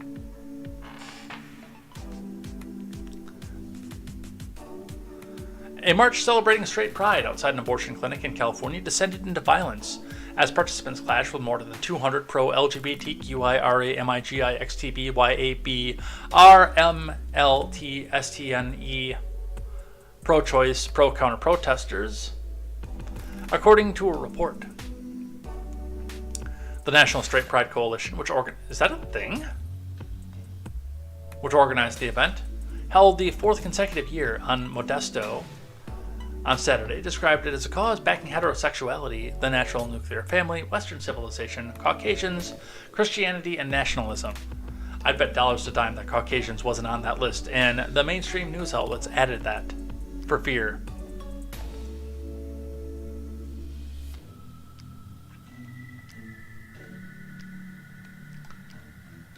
The handful of straight pride demonstrators were joined by members of the far-right group, the Pride Boys, because of course they're going to show up. Outside of Planned Parenthood ahead of the rally, they were met by counter-protesters draped in rainbow flags and waving signs that read, "Fascists not welcome here," the Modesto Bee reported.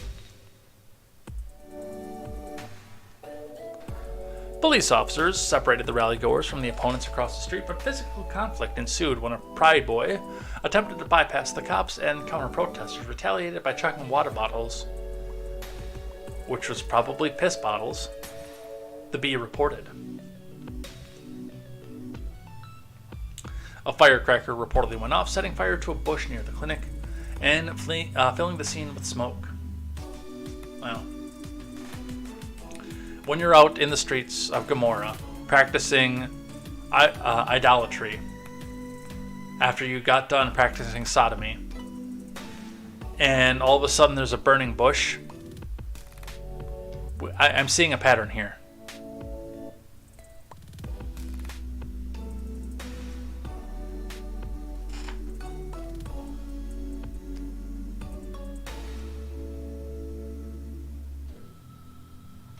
So, that's what happened there.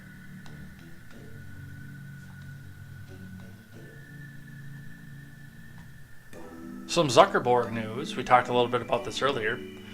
The FBI says it routinely notifies social media companies of potential threats following Zuckerberg Rogan podcast. From Jared Gons.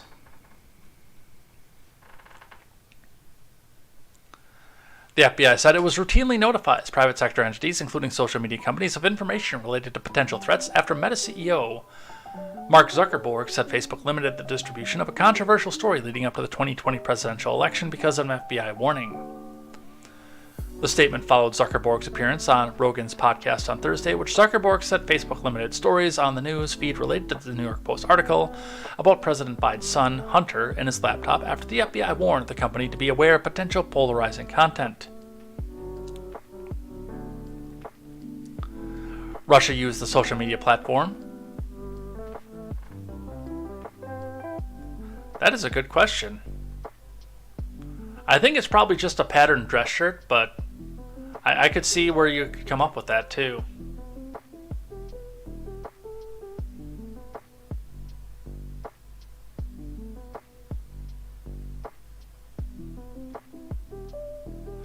Yeah, I think that's just a light patterned shirt. But in the thumbnail on the side, it was looking pajama-y enough that I had to go back and look.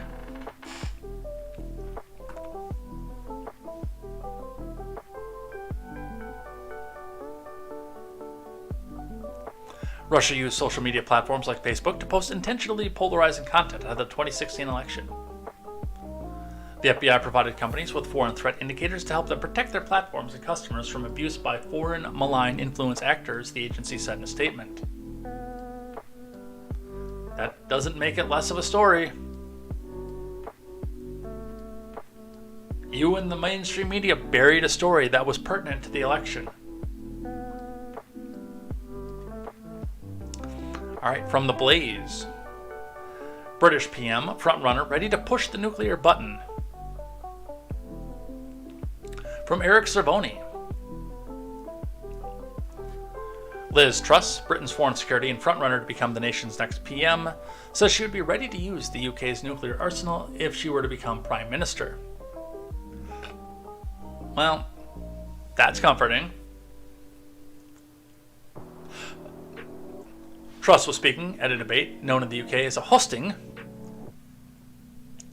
hosted by Times Radio's John Pinnier. Pinnier asked Truss how she would react if she were put in a situation where she had to consider activating the UK's nuclear arsenal.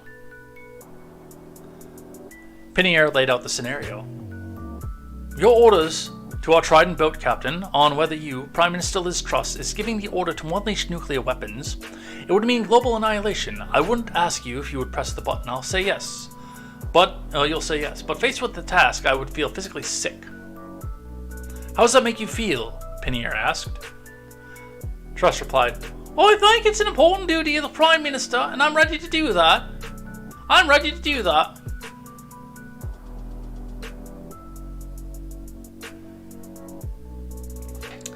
Truss's response was met with applause from a live audience. Rishi Sunak, Truss's opponent, reportedly was not asked the same question at the debate. I'm sure he's not. The issue of nuclear war has become more pressing since Russia's invasion of the Ukraine earlier this year. So, the bloody Brits are ready to push the button. Are you ready for the bloody Brits to push the button? Speaking of the bloody Brits, new Just Stop Oil Eco Mob blockade Central London petrol station smashing up petrol pumps. Let's watch.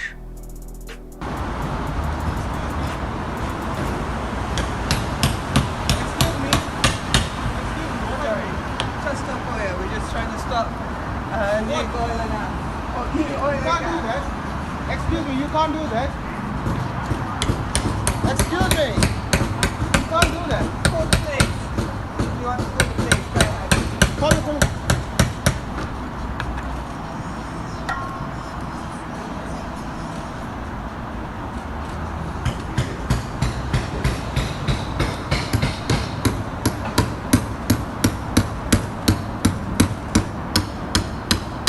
So I'm not sure what it is they're doing other than knocking off the liquid crystal display, and I'm not sure what that actually does.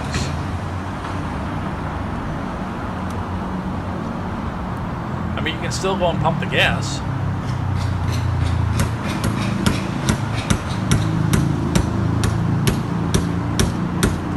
This is actually kind of weird for me. I don't know what they're accomplishing.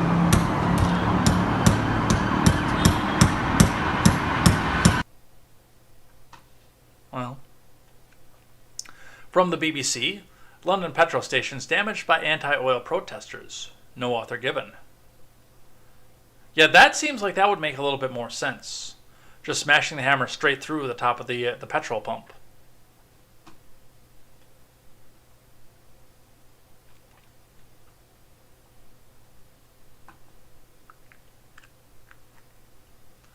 Police have made 43 arrests after protesters damaged petrol stations in London.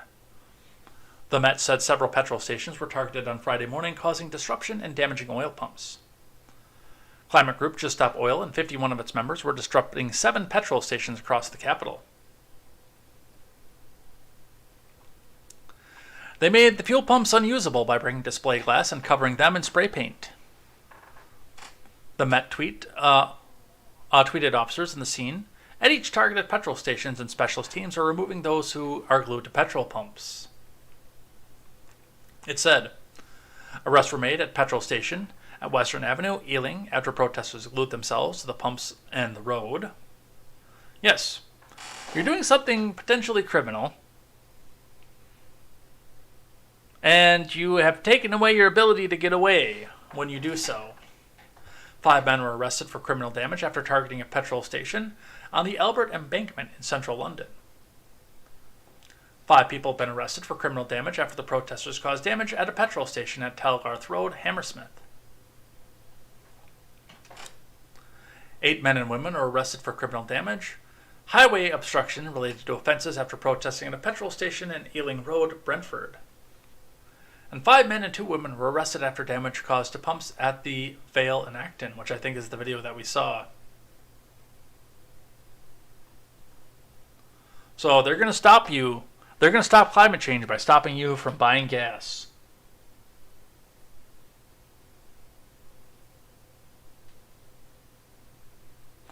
Apparently, Ukraine is firing back up too. And I think that's where we're going to cut it out for the day. We got about 5 more to do for tomorrow. So we'll jump off there, but the last thing that we do on Tuesday is we look at the Twitter trends and see what's happening there.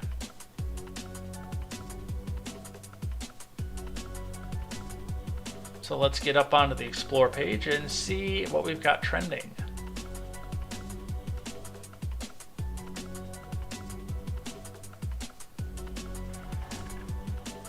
All right, and we do look in at the top trends on Twitter for the day, the top 5, excluding the Tuesday vibe, and actually look what's going on through everything. Looks like we've got some good ones here today. Number 2, which is our number 1, is going to be Twitter Circle. From the Today Show, Twitter globally launches Twitter Circle feature, which I don't know what this is. Now everyone can use Twitter Circle to keep posts private.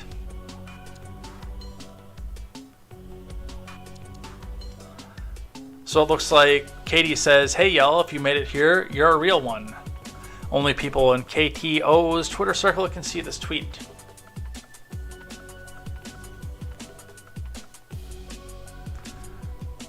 This person with no name on there, me explaining why I should be added to everyone's Twitter circle.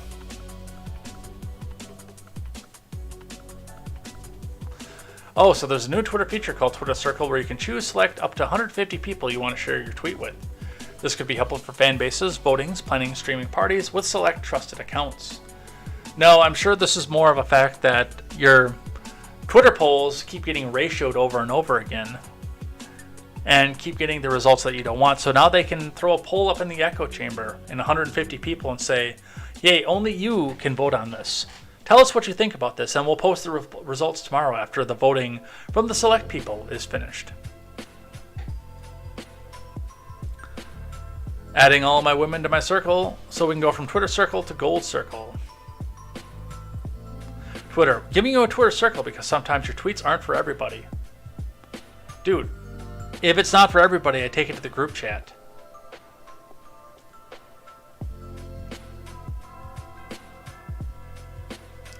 And that's actually a big question here. What is the difference between this and a group chat?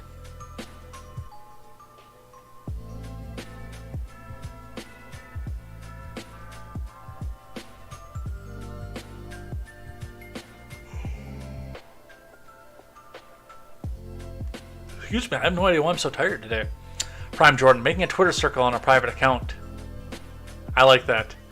And I'm sure that some of those people are going to do that as well. Number 3, Pac-Man Xbox Sweepstakes. It's a Pac-Man world and we're just living it. Follow and retweet with Pac-Man Xbox Sweepstakes for a chance to win this Pac-Man world repack Xbox Series S.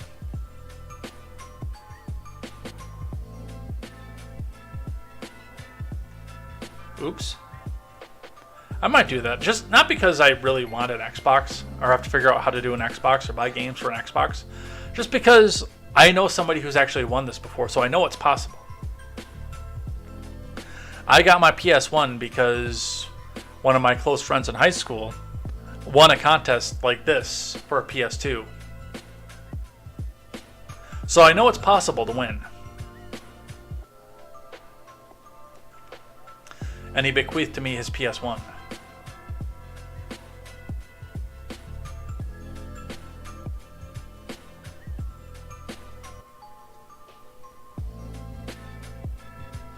Pac-Man has those MLB The Show 17 face holes. So there you go. If you want to go get an Xbox, check out the Pac-Man Xbox sweepstakes for more details. OJ Howard is trending with Josh Gordon and Kid Rock. I don't know who this person is. The dying minutes, a preseason finale for any NFL team, is not what you expect to see players who are going to be key contributors in the upcoming regular season out on the field. That's where the Bills tight end OJ Howard found himself on Friday, though.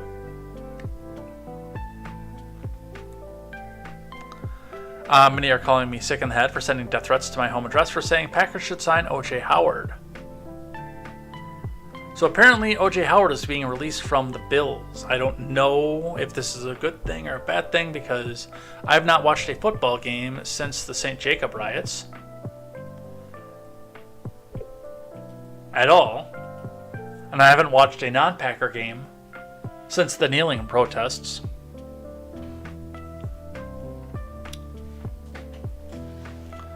So I have no idea why this is a trend or what this is, but Gregory Bell says, the Bears don't need OJ Howard, Bears fam. Our tight end room is actually not a problem for us this season. Now, I wouldn't mind looking at Josh Gordon. The Bucs are slated to get a 7th round 2023 compensatory pick for the departure of OJ Howard to Buffalo, even though we don't play a regular season snap for the Bills. So, apparently a lot of people want this guy to be picked up by their teams, including the local team here, who I haven't watched a game from since, well, 2020.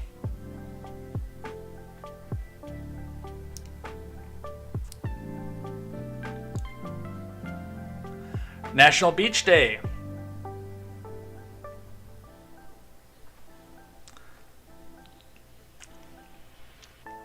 Happy National Beach Day, everybody. Fun in the sun and National Beach Day from Hello Kitty. Today's first blush over Nauset Beach, Orleans, Cape Cod, Massachusetts, National Beach Day. So I guess if you live somewhere close to a beach, today's the day you're supposed to go to a beach, but you know what? I'm actually going to go to work instead.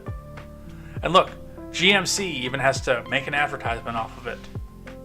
You can go surfing in your GMC on National Beach Day. Here in Como, Fox 5 DC, National Beach Day.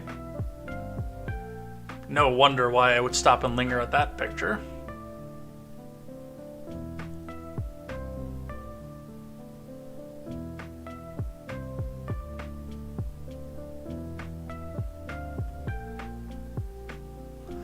Ass in the breeze and toes in the sand. There you go, National Beach Day.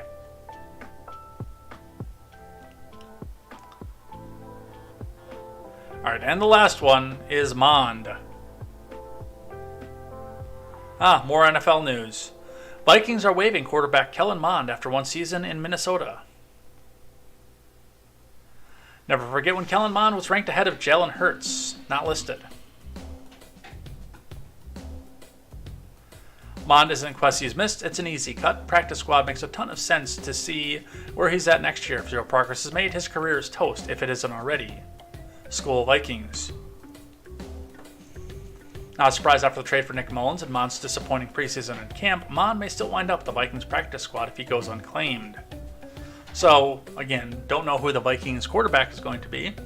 Probably not going to watch a game this year because, Why would I watch people who put Jacob Blake on their helmets go play a football game when I could do literally anything else on a Sunday? But this is the Vikings news. And with that, we head out of here for the day. Such big indicators that I don't pay attention to football anymore. But yeah, we're done. We're finished for the day. We've still got a couple more articles to go back over tomorrow, but we'll see what happens with that. But let's head out of here. So, thanks everybody who came by and chatted in the live chat, came and hung out with me and talked about what was going on here. It looks like we had a very active live chat here today, including Hunter McLeod changing my topic, which I thought that I did, but I guess I didn't. So, thank you for that. Thanks for the mods for keeping everything going. And thanks for the detractors. Even if you don't agree with what you're saying, you come in and you watch commercial because it's always Twitch and get some conversation going and get us promoted out on Twitch again. If you like what you see, we'll be back here tomorrow.